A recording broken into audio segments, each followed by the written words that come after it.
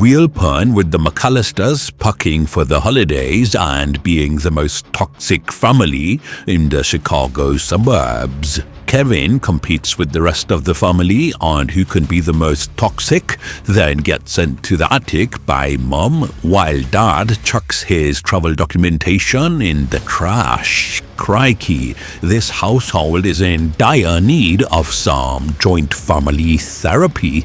No time for that, however, as the entire extended family leave Kevin behind on the way to Paris due to some technical difficulties and incompetent counting skills.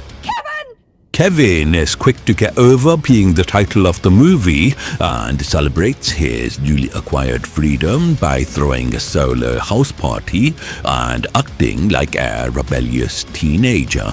It's cut short, however, when two bumbling bandits decide that there's no better crime than robbing a moderately fancy Chicagoan suburb during Christmas. Thankfully, Kevin manages to outmaneuver them using the power of electricity. Meanwhile, Mum and the remaining McAllisters jet off to the airport's phone booth and dial the Chicago PD with moderate to low levels of success. She also gives the airport attendant a spray for not having any available return flights over Christmas and tells the rest of the family to bugger off while she comes out at the airport. Wow, that's commitment right there. Next up, we see how the years of living with a toxic family have psychologically scarred Kevin as he talks to himself in the bathroom and demolishes the room of his abusive brother.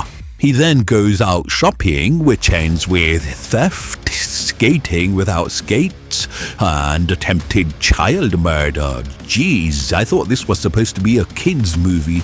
Moving along, the remaining McAllisters enjoy their holiday by watching incomprehensible French movies while Kate swindles an elderly couple for a one-way ticket back to the States.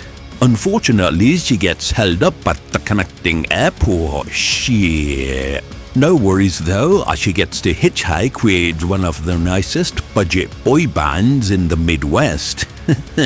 Good on her. Kevin realizes that his house is about to be robbed by some bandits with questionable levels of intelligence and comes up with a lethal multi-layered plan of action after having a spiritual therapy session with one of the neighbors.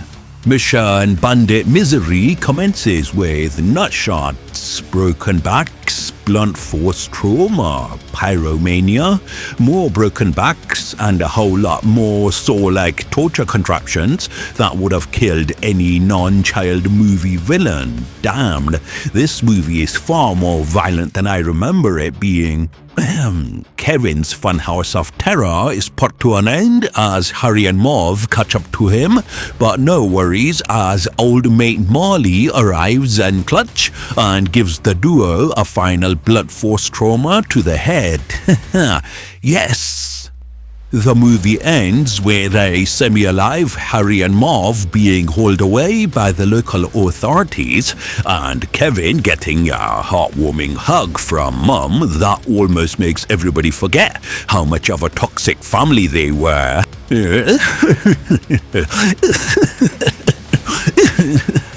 Shut up, I'm not crying. You are.